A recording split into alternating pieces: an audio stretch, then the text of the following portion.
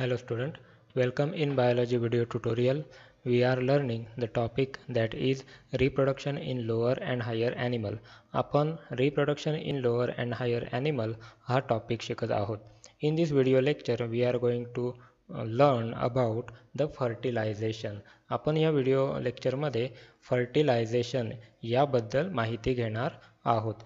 Fertilization is generally known as the fusion of haploid male and female gamete resulting in formation of diploid zygote.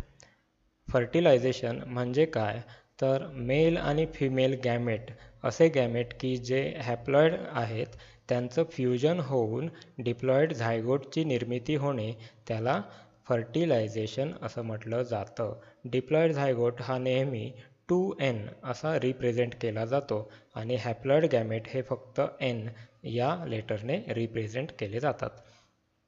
In humans humor and other mammals, fertilization is internal and it takes place in the ampulla of the fallopian tube. Human आणि इतर जे mammals आहेत यांच्यामध्ये fertilisation जे आहे हे या Fallopian ट्यूबच्या एम्प्युला हा जो पार्ट आहे या एम्प्युला या भागामध्ये फर्टिलायझेशनची क्रिया होते. The fertilized egg or zygote will develop into embryo and this process occur within the uterus. आणि त्यानंतर जो फर्टिलाइज झालेला एग आहे तो एग झायगोटमध्ये त्याचं रूपांतर होतं आणि हा झायगोट जो आहे हा युटेरसमध्ये त्याची फर्दर डेव्हलपमेंट म्हणजे त्याच्यानंतर जी होणारी डेव्हलपमेंट आहे ती युटेरसमध्ये होत असते. तर आपण पुढे बघूया मेकॅनिझम ऑफ फर्टिलायझेशन. या फर्टिलायझेशनचे मेकॅनिझम कोणते कोणते आहेत हे आपण इन डिटेलमध्ये बघणार आहोत. यामध्ये मेकॅनिझम्स आहेत. पहिला आहे movement of sperm towards the egg, entry of sperm into the egg, activation of ovum, fusion of egg and sperm. तर ह्या 4 पॉईंटमध्ये यांचं मेकॅनिझम आहे. सुरुवात करूया पहिल्या पॉईंटपासून. Movement of sperms towards the egg. It involves capacitation of sperm reaching the vagina after ejaculation. Ejaculation नंतर व्हजायनामध्ये जे स्पर्मची एंट्री झालेली असते त्या प्रत्येक स्पर्मचं कॅपॅसिटेशन इथे केलं जातं. Here as many as 50% are demolished or broken or destroyed. आता जेवढे स्पर्म यामध्ये इन्सर्ट झालेले आहेत त्यापैकी जवळपास 50% स्पर्म्स हे ब्रोकन डाऊन होतात किंवा ते डिस्ट्रॉइड होऊ शकतात. Remaining sperm undergoes capacitation. आणि जे शिल्लक राहिलेले स्पर्म्स आहेत जे ॲक्टिव्ह राहिलेले आहेत त्यांच्यामध्ये कॅपॅसिटेशन ही क्रिया होते. And prostaglandins activate the sperms. आणि त्याचबरोबर व्हजायनामध्ये प्रोस्टाग्लँडिन्स जे आहे हे एन्झाईम काय करतं स्पर्म्सची ॲक्टिवेशन करतं. The vestibular secretion of female also enhance the sperms motility. त्याचबरोबर व्हजायनामध्ये जे व्हॅस्टिब्युलर सिक्रिशन होत असतात त्या सिक्रिशनमुळे स्पर्म्सच्या मोटॅलिटीला ॲक्टिवेशन किंवा एन्हान्स करायचं काम केलं जातं. दिस प्रोसेस रिक्वायर्स 5 to 6 hours. या प्रोसेसला 5 ते 6 तास लागतात. ॲक्रोझोम्स मेम्ब्रेन बिकम थिन. यामध्ये काय होतं तर ॲक्रोझोम मेम्ब्रेन जो आहे ह्या स्पर्म्सच्या हेडवरती पुढचा जो भाग असतो याला ॲक्रोझोम मेम्ब्रेन म्हटलं जातं. हा ॲक्रोझोम मेम्ब्रेन थिन बनतो. त्याचबरोबर calcium ion enters the sperm and their tail begin to show the rapid whiplash movement. आणि त्याचबरोबर यांच्यामध्ये कॅल्शियम आयनची एंट्री होते आणि या कॅल्शियम आयनच्या एंट्रीमुळे काही एन्झाईम्स ॲक्टिवेट होतात आणि हा जो टेल रिजन आहे ह्या टेल रिजनची जी मुवमेंट आहे ही विस्प्लॅश मुवमेंट म्हणजे रॅपिड मुवमेंट त्यांची चालू होते. As a result of capacitation, sperms becomes extra active and begin to start moving upward from the vagina to uterus and to the oviduct. आणि अशा प्रकारे ह्या स्पर्ममध्ये ॲक्टिव्हिटी ह्या वाढतात आणि हे जे स्पर्म्स आहेत हे व्हजायनापासून ते युटेरसमधून ओविडक्टपर्यंत म्हणजे ॲम्प्युला या रिजनपर्यंत जाऊन पोहोचतात.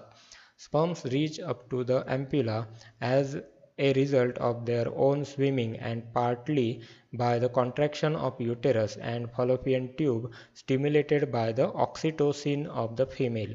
ह्या मुवमेंटसाठी दोन गोष्टी रिस्पॉन्सिबल असतात. त्यामध्ये मॅक्झिमम जे रिस्पॉन्सिबल गोष्ट आहे ती म्हणजे कोणती? हे जे स्पर्म्स आहेत हे स्वतःच्या स्विमिंगमुळे ॲम्प्युलापर्यंत जाऊन पोचतात. ॲम्प्युला म्हणजे या ठिकाणी एकतर या बाजूला किंवा या बाजूला इथपर्यंत जाऊन पोचतात. आणि दुसरी एक गोष्ट कारणीभूत आहे तिथपर्यंत पोचण्याची, ती म्हणजे हा जो युटेरस ऑर्गन आहे, हा युटेरस ऑर्गन कॉन्ट्रॅक्ट होतो आणि हा कॉन्ट्रॅक्ट फिमेलमध्ये जे काही ऑक्सिटोसिन नावाचं हार्मोन सिक्रीट केलं जातं, या ऑक्सिटोसिनमुळे या युटेरस कॉन्ट्रॅक्शन इथे होतं आणि त्याच्या मदतीने हे स्पर्म्स ॲम्प्युलापर्यंत जाऊन पोचतात. After capacitation the sperms may reach ampulla within 5 minute. कॅपॅसिटेशनला 5 ते 6 तास लागतात. कॅपॅसिटेशनसाठी 5 ते 6 तास लागतात आणि कॅपॅसिटेशन पूर्ण झाल्यानंतर हे 5 मिनिटामध्ये ॲम्प्युलापर्यंत जाऊन पोचू शकतात. त्याचबरोबर स्पर्म्स कॅन रिमेन व्हायबल म्हणजे ते अलाईव्ह राहतात किंवा ॲक्टिव्ह राहतात, त्याला व्हायबल असं म्हटलं जातं. The sperms can remain viable for 24 up to the 48 hours. 24 ते 48 तासांपर्यंत हे स्पर्म व्हायबल राहतात. Whereas the ovum for about 24 hour. आणि जे ओव्ह्यूम म्हणजे ह्या ओव्हरीमधून जो ओव्ह्यूम इथून या ॲम्प्युलापर्यंत आलेला आहे, हा ओव्ह्यूम 24 तासापर्यंत व्हायबल राहू शकतो. म्हणजे ह्या दोघांचीही लाईफ स्पॅम इथे दिलेली आहे. नीट एक्झाममध्ये हा प्रश्न विचारला जाऊ शकतो. द व्हायबल किंवा the hours of viability of the sperm or the hours of the viability of the ovum and the student has to answer that. म्हणजे इथे नीटमध्ये प्रश्न विचारला जाऊ शकतो की स्पर्मची व्हायबिलिटी ही किती असते किंवा ओव्हम यांची व्हायबिलिटी किती असते. तर त्याचा आन्सर आहे the viability of sperms is from 24 to 48 hours and the viability of ovum is of 24 hours only. Then next mechanism, that is entry of sperm into the eggs. पुढचं mechanism आपण बघूया, entry of sperm into eggs. Out of 200 to 400 million sperms, only few hundred manage to reach the ampulla. एका इजॅक्युलेशनमधून जवळपास 200 ते 400 million sperm हे निघत असतात. त्यापैकी काही स्पर्म फक्त ॲम्प्युलापर्यंत जाऊन पोचतात. Though many sperm reach to the ampulla, but only a single sperm fertilize the ovum. जरी काही स्पर्म पोचलेले असले तरी त्यापैकी फक्त एकच स्पर्म हा काय होतो, ओव्हममध्ये जाण्यासाठी आणि फर्टिलायझेशन करण्यासाठी सक्सीड होतो. The sperm after reaching the egg और ovum, its acrosome release lysin, hyaluronidase and corona penetrating enzyme. यामध्ये लायसिन एन्झाईम सिक्रीट होतात. फॉर एक्झाम्पल हायल्युरोनाइज्ड एन्झाईम आणि कोरोना पेनिट्रेटिंग एन्झाईम. ह्या पेनिट्रेटिंग एन्झाईममुळे काय होतात, तर हे जे एन्झाईम इथे सिक्रीट झालेले आहेत यामुळे हे या कोरोना रॅडिएटा ह्याचं डायजेशन होतं आणि हायल्युरोनाइज्ड एन्झाईममुळे झोना पेलुसिडा ह्या दुसऱ्या लेअरचं डायजेशन होतं. मग हे लेअर डायजेस्ट करण्यासाठी हे लायसिन एन्झाईम उपयोगात येतात. दे separate and dissolve the cell of corona radiata, so the sperm head passes through the zona pellucida. आणि यामुळे काय होतं, बाहेरचा जो कोरोना रॅडिएटा आहे तो डिझॉल्व होतो आणि त्याचं हेड जे आहे, ह्या स्पर्मचं हेड हे झोना पेलुसिडापर्यंत जाऊन पोचतं.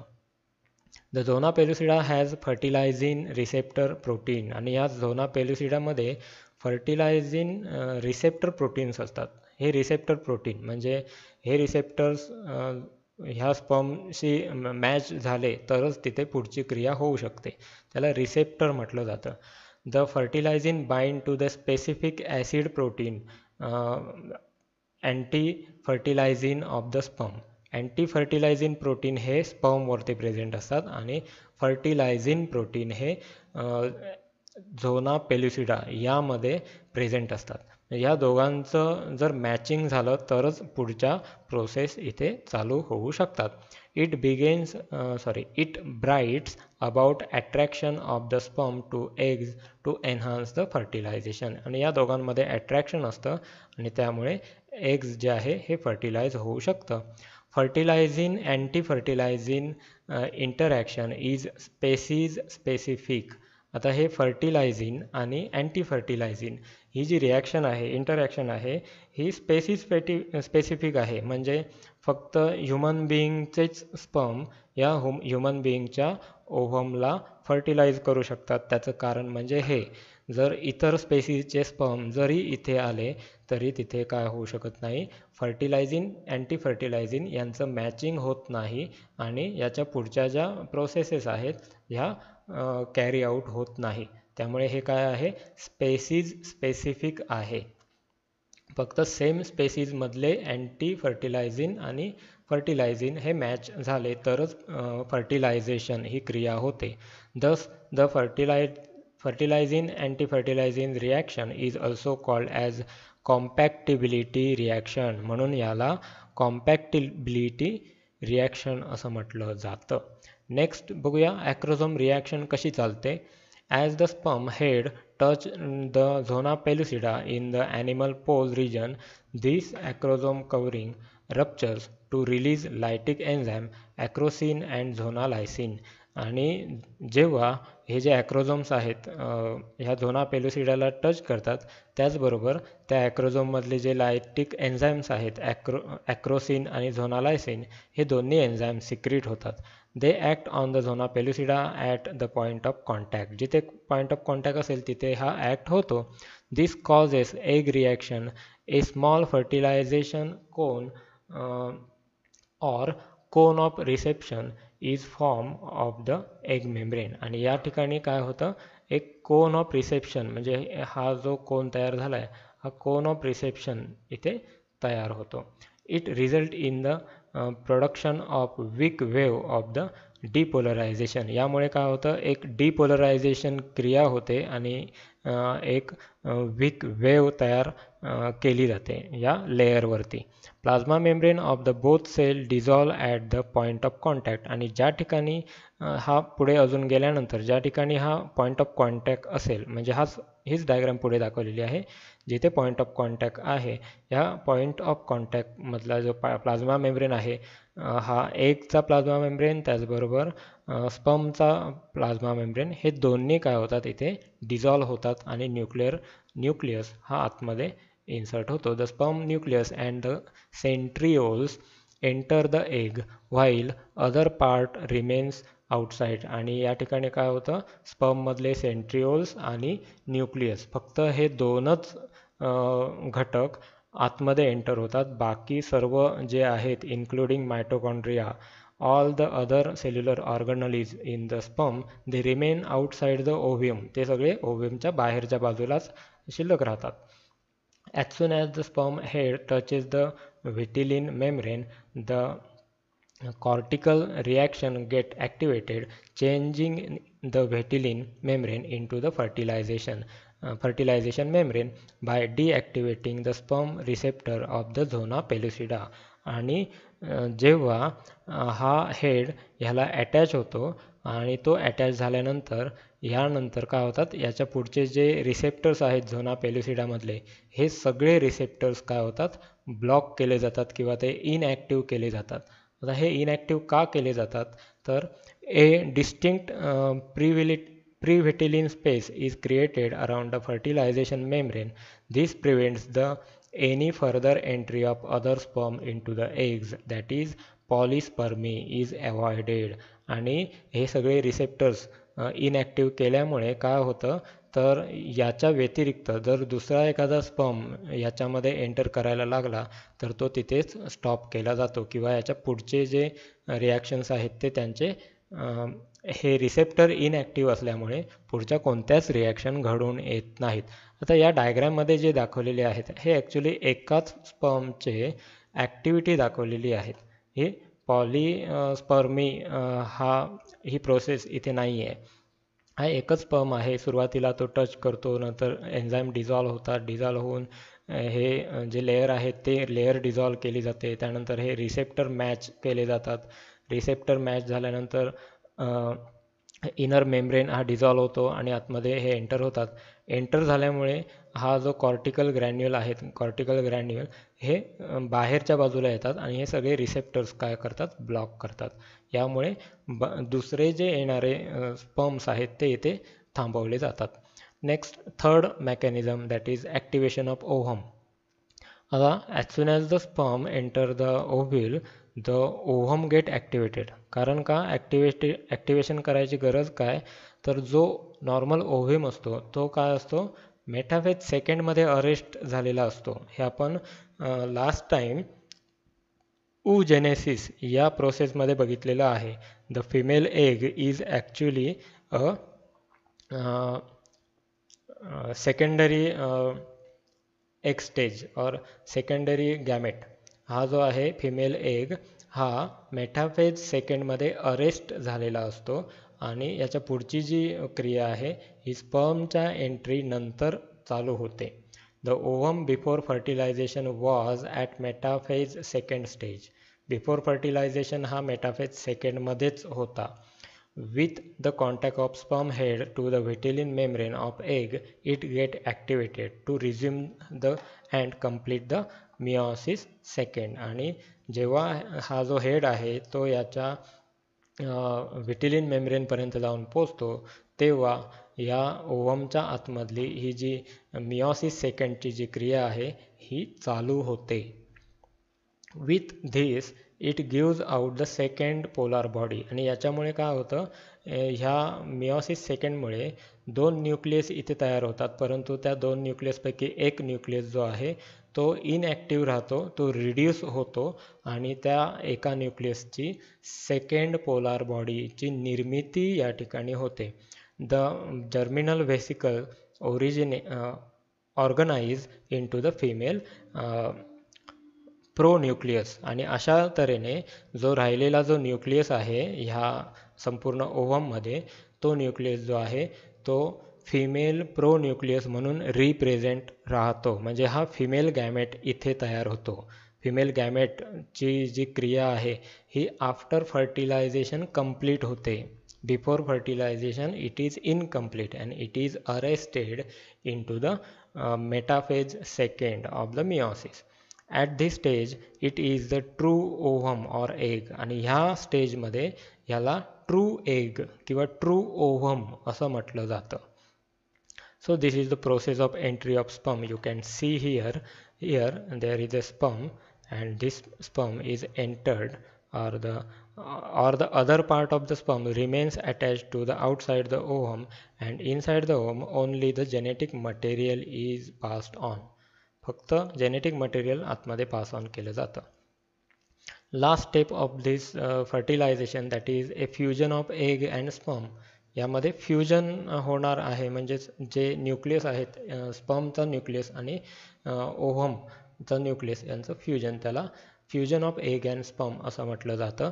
The covering of male and female pronuclei degenerate allowing the chromosomal pairing. आणि यामध्ये दोन न्यूक्लियस जे असतात त्यांचं न्यूक्लिअर मेम्ब्रेन हे अनकवर्ड होतात किंवा ते डिझॉल्व्ह होतात आणि फक्त क्रोमोझोम शिल्लक राहतात. हे जे क्रोमोझोम शिल्लक राहिलेले आहेत त्यांच्यामध्ये पेअरिंगला सुरुवात होते. म्हणजेच 23 क्रोमोझोम मेल गॅमेटमधले आणि 23 क्रोमोझोम फिमेल गॅमेटमधले हे क्रोमोझोम एकत्रित येऊन त्यांच्या पेअर्स तयार होतात. This results in the formation of synkaryon by the process called as syngamy or karyogamy. या प्रोसेसला सिंगॅमी किंवा कॅरिओगॅमी असं म्हटलं जातं, कारण दोन सेट म्हणजे 2 set of chromosomes get together and they form the pairs of each other and this process is called as syngamy process. The zygote is thus form. आणि अशा पद्धतीने झायगोटची निर्मिती होते. आणि हा जो तयार झालेला पहिला झायगोट आहे डिप्लॉइड स्टेजमध्ये असलेला, ह्या झायगोटच्या यानंतर मायटॉटिक डिव्हिजन होतात आणि एम्ब्रिओमध्ये त्याचं डेव्हलपमेंट होतं आहे. इथे आपण ओव्हरलुक बघूया. साईट जो आहे तो फर्टिलाइज झाल्यानंतर स्पर्मॅटोझोआ पेनिट्रेट करतात आणि सेकंडरी बॉडी त्याच्यानंतर तयार होते. प्रोन्यूक्लियाय जो आहे त्याचं फ्युजन होतं आणि फ्युजन झाल्यानंतर यांचं मायटोटिक डिव्हिजन स्टार्ट होतं आणि ब्लास्टोमर्स तयार होतात आणि त्याच्यापासून एम्ब्रिओ तयार होतो. So this is about the fusion of male and female gamete, and the process is called as fertilization. So this is about fertilization. या व्हिडिओ लेक्चरचे नोट्स हे आपण या व्हिडिओ लेक्चरच्या डिस्क्रिप्शन बॉक्समध्ये बघू शकता. त्यामध्ये तुम्हाला नोट्सची लिंक मिळेल. थँक्यू.